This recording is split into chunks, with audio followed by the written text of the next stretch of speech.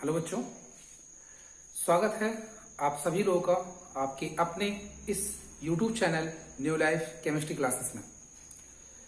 जैसा कि पिछले वीडियो में आप लोगों को बताए गए थे मोल कॉन्सेप्ट को लेकर के। मोल कॉन्सेप्ट में मैंने आपको बताया था कि जो भी किसी पदार्थ के एक मोल की यदि हम चर्चा करते हैं तो उसमें 6.022 इंटू 10⁻23 ना कण उपस्थित होते हैं। जहां आपने कण को डिराइव किया हुआ था कि वो इलेक्ट्रॉन हो सकते हैं, प्रोटॉन हो सकते हैं, न्यूट्रॉन हो सकते हैं, अणु, परमाणु, ऐसे कुछ भी हो सकते हैं। तो इस पर आधारित हमने कई प्रश्न आपको करवाए भी हैं और जो क्वेश्चंस मैंने आपको दिए थे उसमें आंसर भी सबके आए हैं। ठीक, तो आज इसमें एक विलयन की सांद्रता से संबंधित बातें आज हम करने वाले हैं आपसे।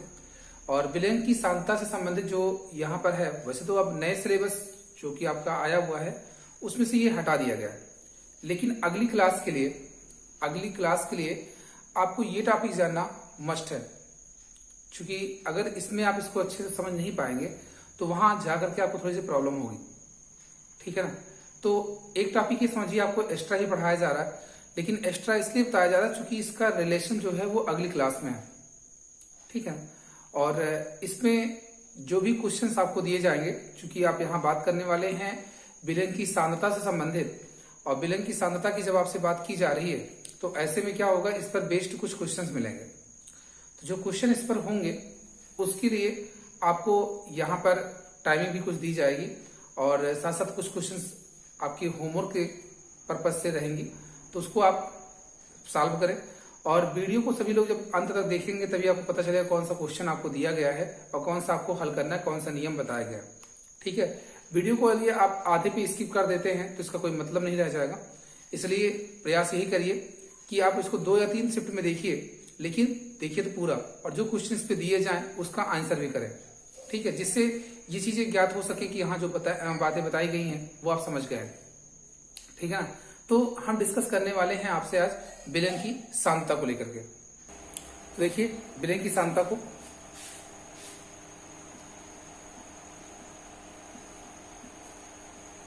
विलयन की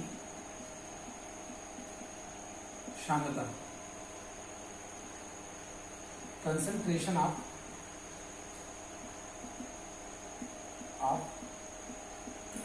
सॉल्यूशन। ठीक है, कंसंट्रेशन ऑफ सॉल्यूशन। यहां जो कंसंट्रेशन हम लोग फाइंड करेंगे वो किस किस टर्म में हो सकते हैं उसकी बातें हमें आपसे करनी है। ठीक है। तो विलयन की सांद्रता का जो एक तरह से कहा जाए निर्धारण किया जाता है,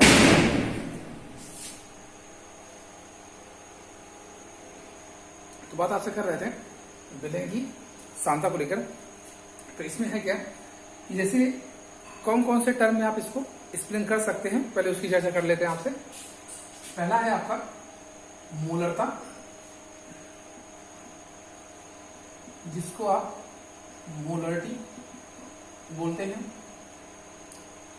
दूसरा है मोललता, जिसको आप मोलरिटी बोलते हैं। फिर है अगला आपका मोल प्रभाज, जिसको आप मोल प्रेशर बोलते हैं, कहते हैं। और फिर आपका है एक नॉर्मलता,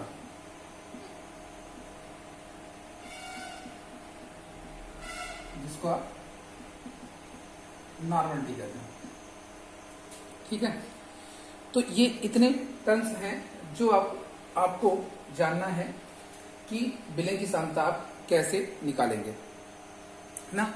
इन चीजों के बारे में डिस्कस भी आपसे किया गया है पहले, और इसमें जो भी आपको बताए जाएंगे मेथड, उसको बहुत ही ध्यान से सुनना है, क्योंकि ये पॉइंट जो आपको बताने चल रहे हैं आप, ये अगली क्लास से भी रिलेटेड है। ठीक है ना।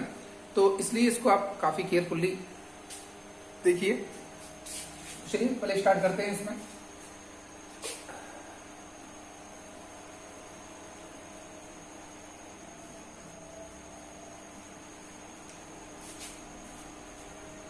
देखिए पहला टर्म जो है आपका, देखिए पहले बात करते हैं यहाँ पे मोलरता की। मोलरता, मोलरिटी, ठीक है। तो इसकी डिफिनेशन क्या कहती है? किसी विलेन के 1 लीटर आयतन में, किसी विलेन के 1 लीटर आयतन में उपस्थित विलय पदार्थ के मोलों की संख्या को, किसी विलेन में उपस्थित विलय पदार्थों के, किसी विलेन में उपस्थित 1 लीटर आयतन में विलय पदार्थों की मोलों की संख्या जितनी होती है उससे है आप उस विलेन की मोलरता कहते हैं, ठीक। तो इसमें देखिए क्या है, पहले कहा गया कि जैसे किसी विलेन की, अगर हम यहाँ पे इसकी फार्मूले को लिखें तो ये कहा जा रहा है विलय पदार्थ के मोलों की संख्या, मोलों की संख्या बटे विलयन का आयतन, किसमें? लीटर में, ठीक है ना। तो क्या समझा आपने यहाँ पे? ध्यान दीजिए, विलयन के 1 लीटर आयतन में, विलयन के 1 लीटर आयतन में विलय पदार्थ के मोलों की संख्या को क्या कहते हैं? उस विलयन की मोलरता कहते हैं, है ना। क्या कहा आपने कि किसी विलयन के 1 लीटर आयतन में उपस्थित विलय पदार्थ के मोलों की संख्या को उस विलयन की मोलरता कहते हैं। इसे कैपिटल एम से प्रदर्शित करते हैं, इसे कैपिटल एम से प्रदर्शित करते हैं।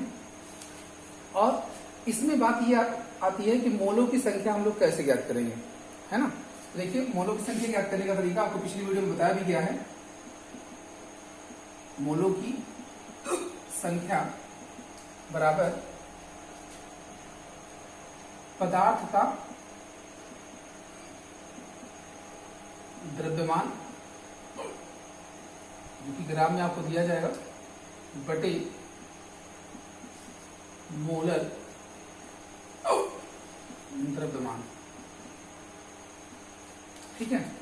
तो मोलों की संख्या यहाँ पे जो बताई जा रही है आपको, पदार्थ का द्रव्यमान बटे मोल द्रव्यमान, आप इसकी सहायता से ज्ञात कर सकते हैं। मोल द्रव्यमान कैसे ज्ञात करते हैं ये भी आपको पिछले वीडियो में इंट्रोड्यूस कराया गया है और उसके आधार पर आप ये ज्ञात कर सकते हैं। अब अगर यहीं पे मोलरता की बात की जा रही है तो मोलरता में देखिए क्या होता है, अगर आ गया कि मोलर विलयन से क्या तात्पर्य है, अगर ऐसा क्वेश्चन आ गया, या यहाँ पे लिख सकता है 1 मोलर, है ना। तो आपको बताना क्या है कि विलयन के 1 लीटर आयतन में, विलयन के 1 लीटर आयतन में यदि विलय पदार्थ के मोलों की संख्या 1 हो जाए, विलयन के 1 लीटर आयतन में यदि विलय पदार्थ के मोलों की संख्या कितनी हो जाए? 1 हो जाए, तो उस विलयन को आप क्या कहेंगे? 1 मोलर विलयन कहेंगे। आई बात समझे? क्या कह रहे हैं आप कि यदि विलयन के 1 लीटर आयतन में विलय पदार्थ के मोलों की संख्या कितनी हो जाए? 1 हो जाए, तो आप उसे क्या कहते हैं? 1 मोलर विलयन, जिसको आप 1 यम के रूप में भी लिखते हैं, 1 यम के रूप में भी लिखते हैं, ठीक है ना। बात आई समझ में आपको? क्या कहा आपने कि 1 मोलर विलयन से क्या तात्पर्य है? ऐसा क्वेश्चन आया तो आपका आंसर क्या होगा कि यदि विलयन के 1 लीटर आयतन में, विलयन के 1 लीटर आयतन में विलय पदार्थ के मोलों की संख्या कितनी हो जाए? 1 हो जाए, तो ऐसी स्थिति में आप ये कहेंगे कि वह विलयन हमारा 1 मोलर विलयन होता है, ठीक है। यहां तक बात आई समझ में आपको?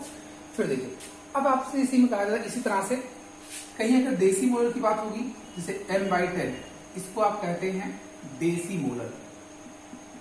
क्या कहते हैं? देसी मोलर। m/100 इसे कहते हैं सेंटी मोलर, सेंटी मोलर। इसी तरह से m/1000 इसे आप कहते हैं मिली मोलर, मिली मोलर, ठीक। इसी तरह से आपका आएगा, दिखाई देगा ना, m/2 इसको कहते हैं सेमी मोलर, सेमी मोलर। और फिर एक होता है आपका 2m, जिसको कहते हैं आप बाई मोलर, बाई मोलर। आ रही बात समझ में आपको? क्या कहीं अगर डेसी मोलर की चर्चा की जाती है, इसका मतलब होगा उसकी जो मोलरता है वो 1/10 है ना। अगर कहीं पर डेसी मोलर की चर्चा आपसे की जा रही है तो ऐसी स्थिति में आप क्या समझेंगे कि वहां पे मोलरता कितनी दी जा रही है? आपको 1/10 दी जा रही है। सेंटी मोलर की बात आपसे करेगा तो इसका मतलब हो गया 1/100। अगर वो मिली मोलर की बात करता है तो इसका मतलब हो गया 1/1000। ठीक है। इसी तरह से अगर वो आपसे सेमी मोलर की बात करेगा तो 1/2, और यदि बाई मोलर की बात करता है तो उसका मतलब हो गया 2 ना। जहां तक कंफर्म हुआ आपको? अब देखिए जो इसकी व्यक्त कर रहा था, इसकी जो यूनिट होती है, इसकी जो यूनिट होती है था मोलरता की जो यूनिट होती है वो किस में व्यक्त की जाती है? तो देखिए ये मोलों की संख्या है, मोलों की संख्या को आप मोल में ही व्यक्त करते हैं, मोलों की संख्या को आप किसमें व्यक्त करते हैं? मोल में ही व्यक्त करते हैं। और आयतन लीटर में होता है, तो क्या होता है इसका यूनिट? मोल प्रति लीटर। क्या होगा? मोल प्रति लीटर। ठीक है। दूसरी जो महत्वपूर्ण पॉइंट है इसकी वो ये है आपकी कि जो मोलरता होती है ये ताप पर निर्भर करती है, ये ताप पर निर्भर करती है। अब अगर क्वेश्चन आपसे किया जाए कि ये ताप पर क्यों निर्भर करती है, तो इसका मेन रीजन है क्योंकि यहाँ पर क्या है? आयतन है, और आयतन जो होता है वो ताप बढ़ाने पर परिवर्तित होता रहता है। ठीक है ना। तो इसलिए कहा जा रहा है क्या कि मोलरता ताप पर निर्भर करती है। क्वेश्चन आता है कि निम्न में से कौन से ऐसे टर्म्स हैं, निम्न में से कौन सी सांद्रता है जो ताप पर निर्भर नहीं करती है या ताप पर निर्भर करती है? तो ताप पर निर्भर नहीं करती है तो उसका आंसर होगा मोलरता का। किसका? मोलरता का। और निर्भर करती है तो मोलरता का, नॉर्मलता का। ठीक है। इससे बात करेंगे आपसे। ठीक, यहां तक बात समझ में आएगी सबको? जैसे जो क्वेश्चन यहाँ बताए जा रहे हैं, जो तरीका आपको बताया जा रहा है वो समझ में आया सबको?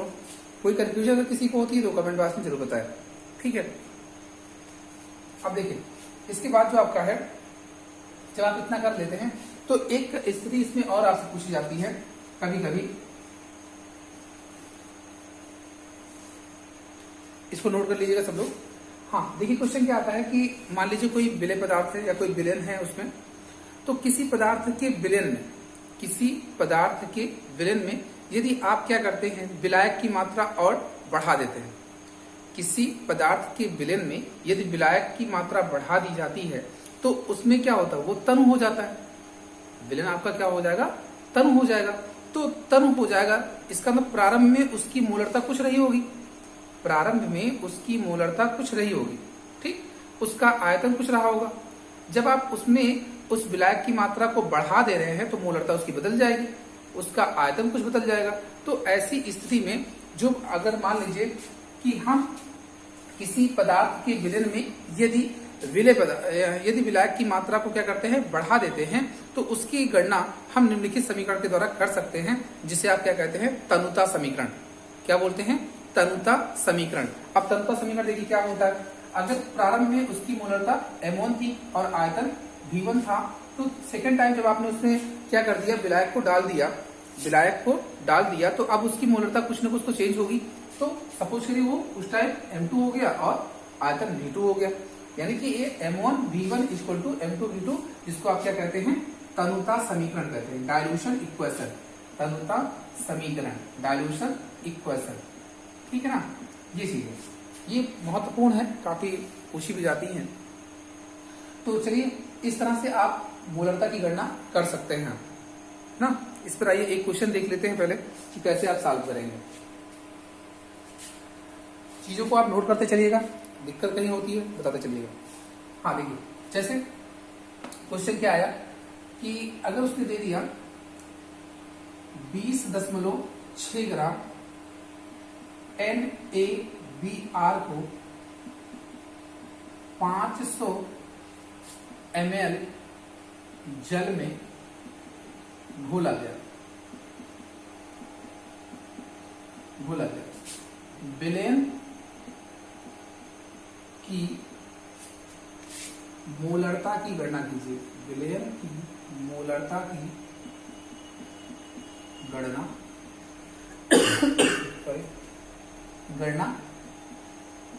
कीजिए। दिया है आपको Na बराबर 23 और Br बराबर 80। ठीक, देखिए इस तरह से क्वेश्चन अगर आपको मिलते हैं तो कैसे सॉल्व करेंगे। सबसे पहले आप देखिए कि इसमें पदार्थ जो है वो NaBr है ना, तो NaBr की मात्रा दी कितनी गई है 20.6। NaBr में आपको मात्रा जो इसकी दी जा रही है कितनी है 20.6। इसका मतलब पदार्थ की मात्रा कितनी मिल गई आपको 20.6 मिल गई। समझते चलिएगा, क्वेश्चन आसान लगेगा। 20.6 ग्राम होगी। अब इसका मुझे मोल द्रव्यमान, आपको पिछली वीडियो में बताया गया है कि मोल द्रव्यमान आप कैसे ज्ञात करते थे। मोल द्रव्यमान जो आपका होता था उसमें उपस्थित समस्त परमाणुओं के परमाणु द्रव्यमानों का योग, यही ना। तो पहले हम क्या करते हैं, मोलों की संख्या निकाल लेते हैं। तो यहां लिखते हैं NaBr के मोलों की संख्या, मोलों की संख्या बराबर क्या होगी, देखिए कौन सा पदार्थ है NaBr, तो इसकी मात्रा कितनी दी गई है 20.6 बटे। अब देखिए मोल द्रव्यमान कितना निकल के आएगा, आप चाहे अलग से निकाले जाए वैसे मैनुअली कैलकुलेट कर सकते हैं। Na का होता है 23 और Br का होता है 80। तो 80 और 23 मिला के कितने हो गए 103 ना, जोड़ लीजिएगा आप 103। तो जब आप 103 से इसको डिवाइड करते हैं तो देखिए क्या होगा, ये 2 बार जाएगा, यहाँ दशमलव लग गया, ये 1, तो यानी कि 0.2 मोल इसके आ गए, 0.2 मोल इसके आ गए। ठीक है ना यहाँ तक। अब देखिए जब ऐसा हो गया तो अब आप क्या करते हैं, मोलरता निकालते हैं। मोलरता, तो भाई मोलरता कितनी क्या है, मोलों की संख्या कितनी है 0.2 है। अब बात आती है कि इसके आयतन की, आयतन मुझे कैसे मेंशन करना है लीटर में, लेकिन दिया किसमें है मिलीलीटर में। तो मिलीलीटर को लीटर में चेंज करने के लिए, मिलीलीटर को लीटर में चेंज करने के लिए आप 1000 से डिवाइड करते हैं। कितने से 1000 से डिवाइड करते हैं। तो जब 1000 से इसको डिवाइड कर देंगे आप तो कितना आ जाएगा 1/2 लीटर आ जाएगा। कितना आएगा 1/2 लीटर। ये चीजें मैनुअली है। अब इसको जरूरी नहीं कि आप 500/1000 लिखे फिर काट के दिखाएं कि हाँ देखिए 1/2 आ रही है ना। आपकी स्टैंडर्ड के अकॉर्डिंग मेरी समझ से ये सही होगा। बाय द वे अगर दिक्कत होती है तो आप खुद से कर सकते हैं। तो ये 2 कहाँ गया ऊपर जाएगा, जब ये 2 ऊपर जाएगा तो कितना आएगा वैल्यू इसका 0.4। चूंकि मोलरता है इसलिए इसका मात्रक क्या हुआ मोल प्रति लीटर, मोल प्रति लीटर। आई ना बात समझ में आपको। क्या कहा आपने, पहले विलेन की मोलरता आपने समझी, मोलों की संख्या कैसे निकलती है ये बताया, तब का समीकरण आपको बताया। डेसी मोलर, मिली मोलर, सेंटीमोलर, सेमी मोलर और बाई मोलर ये क्या होते हैं ये आप जान गए इसमें। अब देखिए इसी पर आधारित जो हमारा है अगला वो है मोलरता का। दोनों में डिफरेंस क्या है ये समझ लीजिए। इसमें मैं एक क्वेश्चन आपको दे देता हूँ, इससे पहले एक क्वेश्चन देता हूँ और उस क्वेश्चन को आप सॉल्व करेंगे। ठीक है, उसका आंसर सब लोग दिए गए व्हाट्सएप नंबर पर सेंड करेंगे। सभी के आंसर्स आने चाहिए इस बार। ठीक है, पिछले कुछ टॉपिक्स में मैंने आपको क्वेश्चंस दिए भी थे और बीच में कुछ इश्यूज होने की वजह से वीडियोज नहीं मिल पा रही हैं आपको, और इसके लिए कहीं भाई दिक्कत तो थी इसलिए वीडियो नहीं मिला। प्रयास करेंगे हम जल्दी से इसको कवर करने का। ठीक है, तो चलिए इससे हम एक क्वेश्चन आपको देते हैं कि आप इसको कैसे हल करेंगे। इसको आप नोट कर लीजिएगा चाहिएगा तो।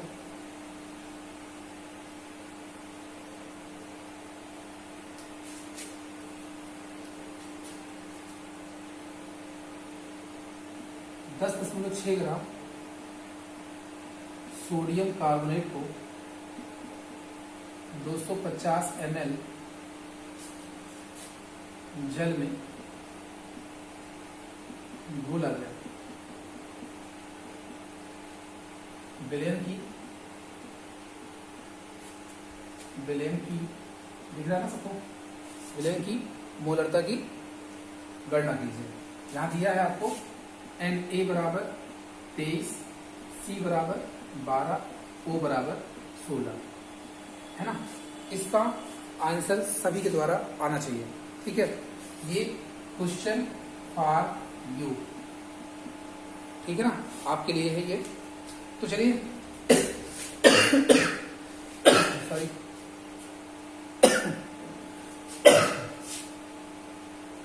इसको हटा देते हैं, नोट कर लीजिए क्वेश्चन सब लोग। अब देखिए जहां पे बात करने चल रहे हैं हम लोग इसकी मोलरता की, अगले टर्म्स की मोलरिटी इसको कहते हैं आप, मोलरता। ठीक है, बस थोड़ा सा चेंज करना है यहाँ पे आपको, परिभाषा आप लोग खुद बना सकते हैं। विलायक का द्रव्यमान, इसमें Pg। मोल द्रव्यमान आपका वही होगा, मोल संख्या को ऐसे निकालनी है। मैं इसको कई बार जान चुके भी आप, तो देखिए इसमें करना क्या आपको, पहले मोललता, मोललिटी जिसको आप स्मॉल m से प्रदर्शित करते हैं, किससे, स्मॉल m से। परिभाषा क्या कहती है इसकी, ध्यान से सुनिएगा। विलयन के 1 लीटर आयतन में, विलयन के इसमें विलायक है, विलायक के 1 किलोग्राम, मतलब 1 किलोग्राम विलायक में, क्या 1 किलोग्राम विलायक में उपस्थित विलय पदार्थ के मोलों की संख्या को, 1 किलोग्राम विलायक में उपस्थित विलय पदार्थ के मोलों की संख्या को उस विलयन की मोललता कहते हैं।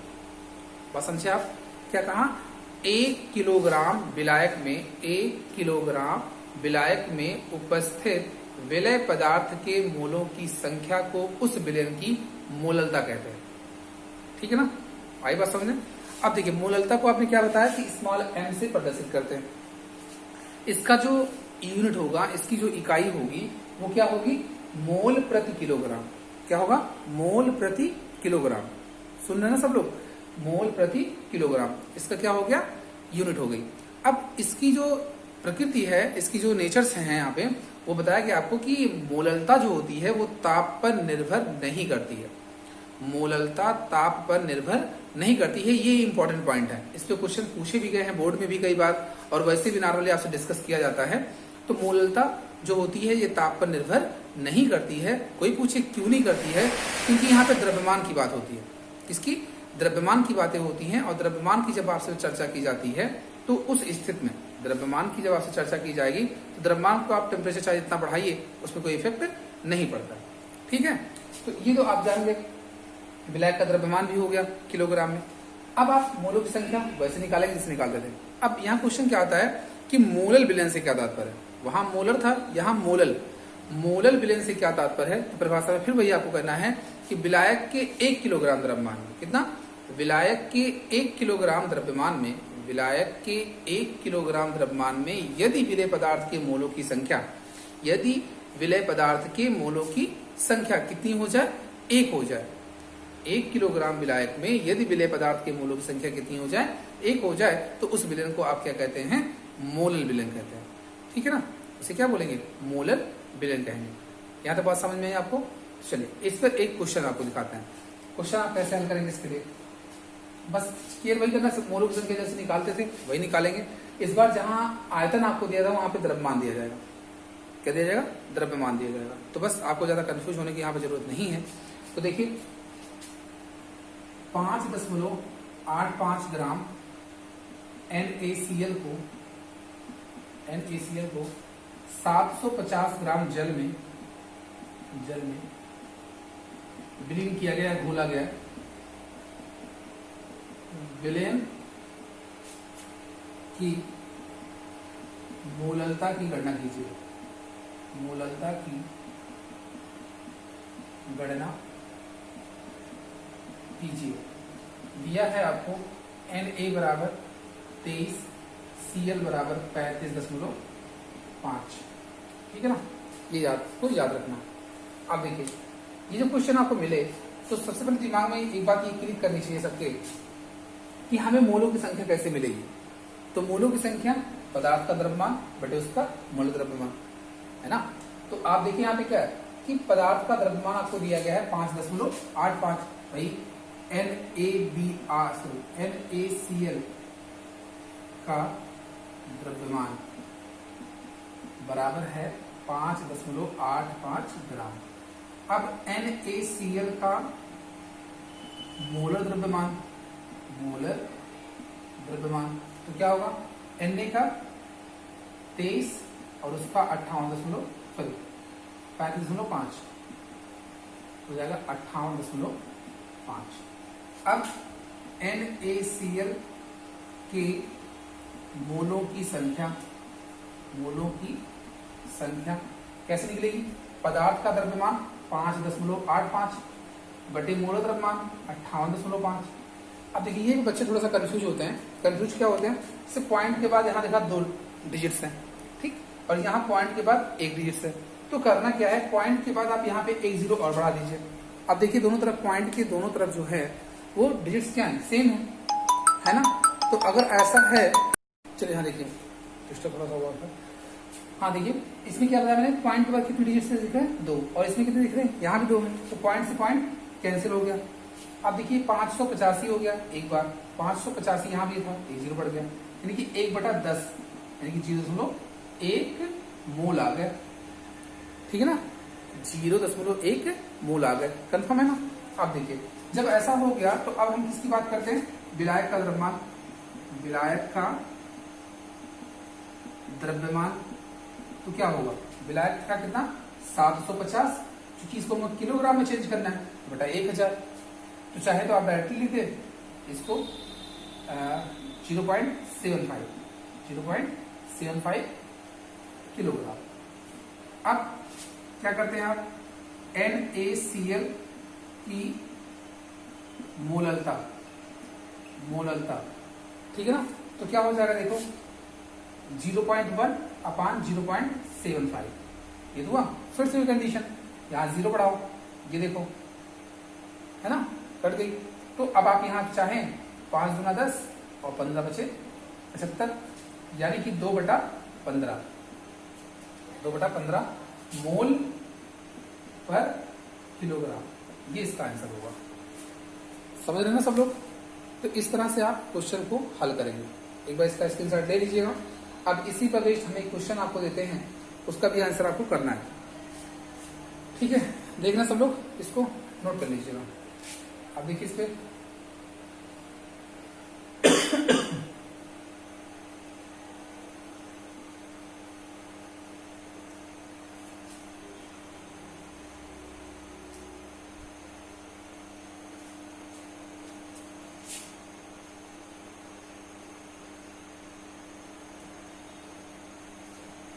देखिए इसमें आप लिख सकते हैं क्वेश्चन आपका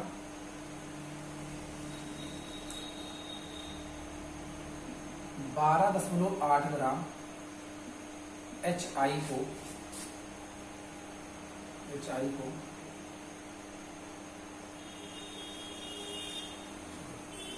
500 ग्राम जल में घोला है। विलेन की मोललता की गणना कीजिए। यहाँ दिया है H बराबर 1, I बराबर 127। इसी तरह से क्वेश्चन आपके नोट्स में ढेर सारे मिलेंगे, आप उनको नोट्स सॉरी आपकी बुक में होंगे, है ना, उनको आप सॉल्व कर सकते हैं। और इसके आंसर सभी जितने भी विद्यार्थी वीडियो को विजिट करते हैं वो सभी इसका आंसर करेंगे। कुछ भी कहीं करेक्शन होगा तो आपको उसका आंसर दिया जाएगा प्रश्न में। और जो भी नए व्यूअर हैं हमारे इस चैनल पर, वो चैनल को अधिक से अधिक शेयर भी करें, साथ साथ वीडियो को लाइक करें और चैनल को सब्सक्राइब करें। तो मिलते हैं आप सभी से अगले वीडियो में।